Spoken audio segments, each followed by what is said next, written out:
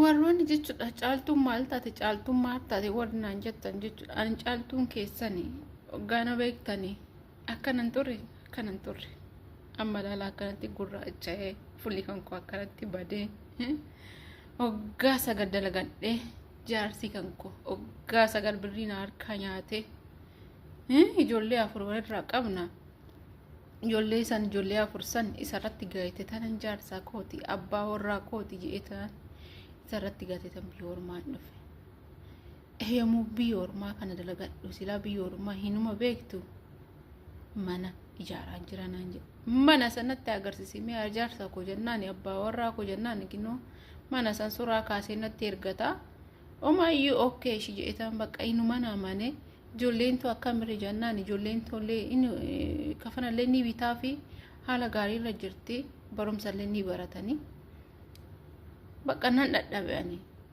yaa jaarsa koo hoggaa sagal guutuu biyya ormaattan ta'a gara biyyaallee hin gallee amma dhuufanii dadhabee jennaan maal naan jedhe maal gochaa dhufta xiqqoo hoggaa tokko dabaladhu mannillee xiqqoo keessisaa hin afaanaan jedhe ay jaarsa koo ani dadhabee tan jira kanaan booddee hin danda'u jennaan lakki dalagadhu xiqqoo dalagadhu naan jedhe natti gamte nan dadhabe ka'ee tan biyyaan gale yommuu biyya galu ittiin himneeyyuudha gara qe'ee deemnaan manni hin jiru ijoolleen qofa mana citaa keessatti jira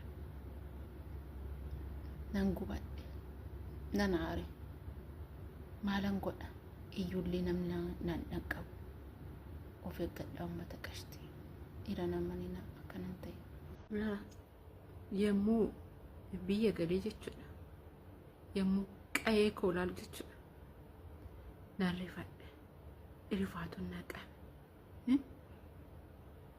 yommuu isin hoggaa sagal san dalagattanii mana citaa hoggaa aggaartanii maal isinitti fakkaata ina manneeyyuudha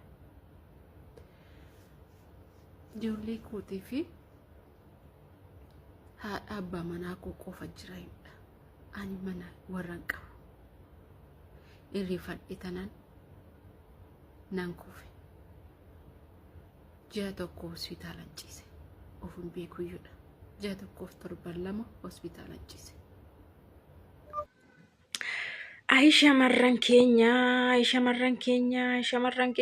shamarran keenya maalumaaf garuu xinnoo ishee shakkuu dhiistanii xinnoodhuma ishee maafiin shakkitan dhugaa dubbachuudha waggaa sagal qulqulluu akkamitti itti ergita harkaa duwwaa haftee jechuudha abbaa ijoollee keetti jaarsa keetti isa kan hin amanne eenyuun hin amanare jechuu dandeessa waggaa 5 itti ergii wagguma 5 as wagguma 4 as wagguma 3 as akkamittiin hin dammaqne sanuu hin jiru ette lakkaani iddoo biraa taa'eetu waan barbaade godhaa suuraa barbaadetti ergaa mana abbaa fedheetti ergaa yookaas ijaarratee ta'uu danda'a ofisa iddoo biraatti iddoon beekamnetti oskee ijaarratee ta'uu danda'a yookaan immoo biriittiidhaan ji'a amma ji'aatti ittiin fataa hidhee bashan baay'izawee mee akka biyyaatti jechuudha. Amma ijoolleen tokko yeroo jedhan birriin yookaan 60,000 50,000 70,000 80,000 jedhu ji'atti kan argatan birrii Itoophiyaatti jechuudha. Kata damuusni isaanii garaagara waan ta'eef akka biyyaattis garaagara waan ta'eef yeroo zarzaramuuni warri kan 60,000 arganna 70,000 80,000 fa'aa jedhu. Isaa olis jiraachuu danda'a qaasa hin beeku. Namni tokko immoo namni bashannanu tokko immoo namni olii gaddeemu tokko immoo namni dubartii fa'aa maal naanneessu tokko immoo ji'atti miti guyyaa 3tti iyyuu birrii kana hunda hin fixa. Waan isin beekuu qabdan kanadha jechuudha. Waan isin sirriitti beekuu qabdanii namicha wayii dhiira wayii abbaa manaa wayii duuriyyee wayii hamatsanyaa wayii bakka uumaa kan hin yaadne borii kan hin yaadne isiniif kan hin yaadne akka barbaade naanna'u wayiiti taanaan namni keessan jaalalleen keessan ta'e abbaa manaa keessan. Birriittii kana haala amma biyya keenyaatiin birriittii isin 70,000 80,000 minaamin jettan guyyaa 3tti fixuu danda'a. Guyyaa 3tti xap godhee fixuu danda'a. Tokkoffaan isheedha. Ishee waan ittiin sanaa fataa itti maal jettu dubartii mata harkatti fixa malee waan biraa miti baay'isee. Dubartiidha baay'inaan warra dubartii naannessanidha warra akkas godhan. isheen fataazanaa kan ittiin jettu birrichi hin kennamaa fi hin bashannanu. Guyyaa tokko yoo bahanii maal nyaatu maal dhuguu maal jedhu olii gaddeemu tiraanspoortiidha zinnixxiidha mataa kana meeqaan hojjetatti yookaan humaanii riifaa bitatti manaamin bakka birriin haala kanaan dhuma.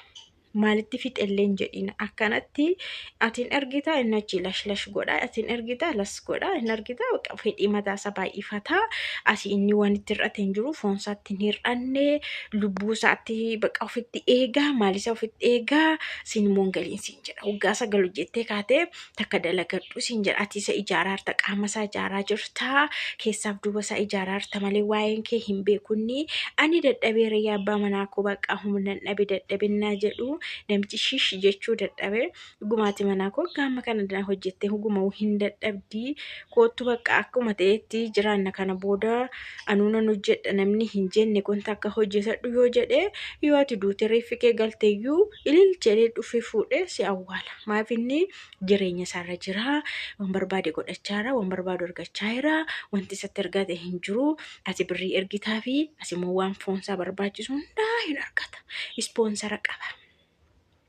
Ispoonsara qabaa jechuudha.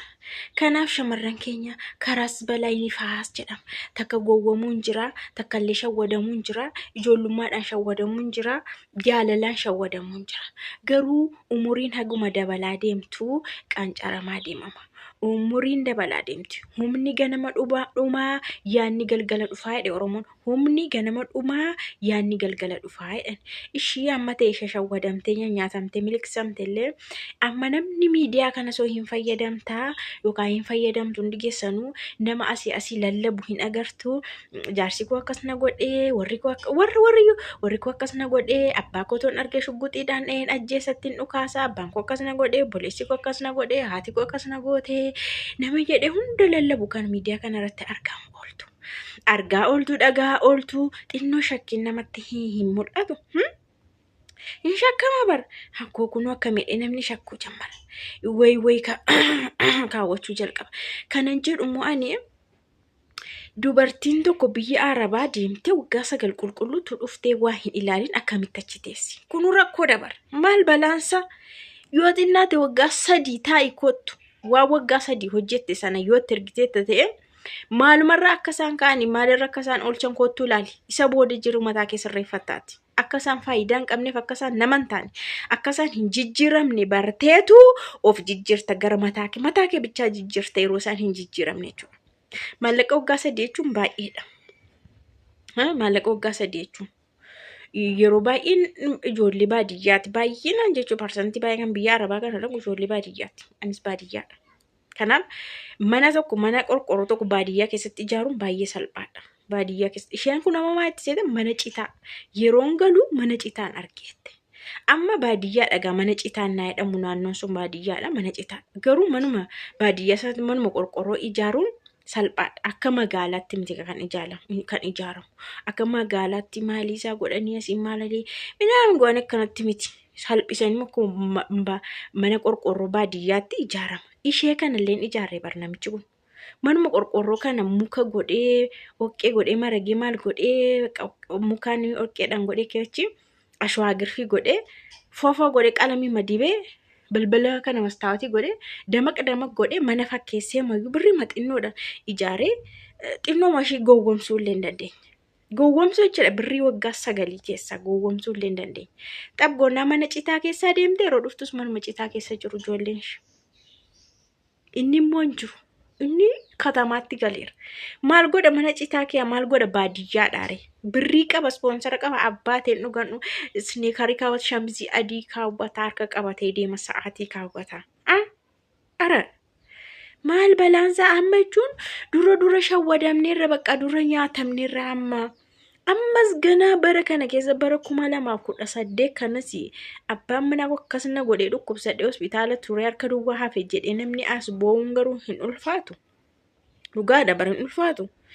Kana jechuun xinnoo ofitti dammaquu dadhabu jechuudha. Shakkuu dhiisuu jechuudha. Maali? Jaarsa kee eenyu waaqa godhe kan laphee guutuu amanattu.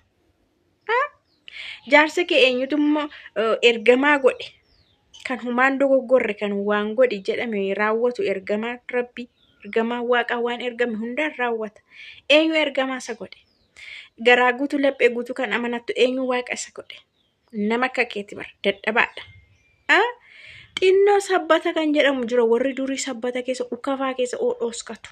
Warri keenya duratti jechuudha. Sabbatatti oskatu, ukatti oskatu, iddoo teetee oskatu. Isaanuu beeku. Isaanuu warri miidiyaan fayyadamne warri itoo hin baratiin nu barsiisan ofii isaanii qubaan farramanii nuun iskiriiptoo nutti kennan hin beeku ishee kana. Isin immoo miidiyaa kanarra oolamaa si lallabaachi xurumbaadhaa si dimtsi maagulaa hundumtuun iyyaa kamtiin laphee keessan keeyyan seenne.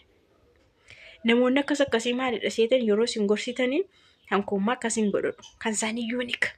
Kan isaanii adda godhu jechuudha. Kan isaanii malaa'iktii godhu.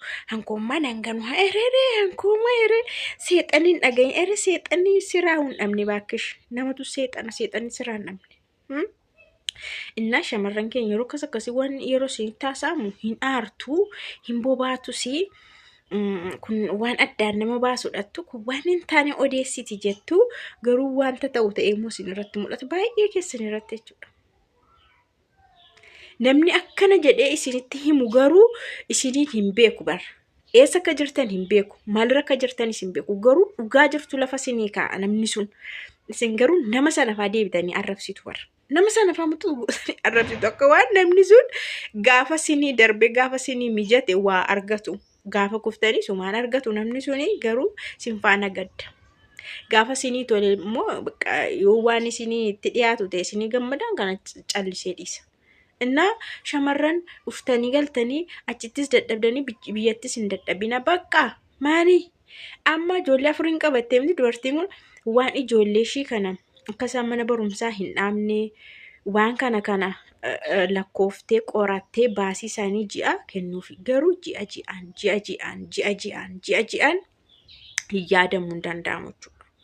Ijoolleen kun sanuu baadiyyaa jiru mana citaa jechuun baadiyyaa marra jiraatu jechuudha. Manuma barumsaa baadiyyaa baratu jechuudha. Yoo umuriin isaanii mana barumsaatiif geera ta'e manuma barumsaa baadiyyaa gandarra jijjiiru baratu. Magaalatti hin galle keejii fa'aa naamni holmaa daa'immanii fa'aa hin jiru baadiyyaa. Osoo magaalarra jiraatu ta'e ijoolleen ishii kun baasii baay'eeyyuu ishee gaafatu ture. Keejii galuu mana barumsaa birriidhaan kaffalamuu barachuu danda'u. Amma garuu baadiyyaa waan jiraniif akkuma keenya dur baadiyyaadha deemnee barataa baane amma kutaa 6tti 4tti 5tti 8tti ta'u katamaa magaala akkanatti. Kanaaf isheen baasillee baay'een garuu maayindii yeroo baay'ee shamarran keenya sammuu erga qaqancarra erga gaafa baasne nuu gala. Anamma gaafa baaseera garuu waan baay'een naa gale.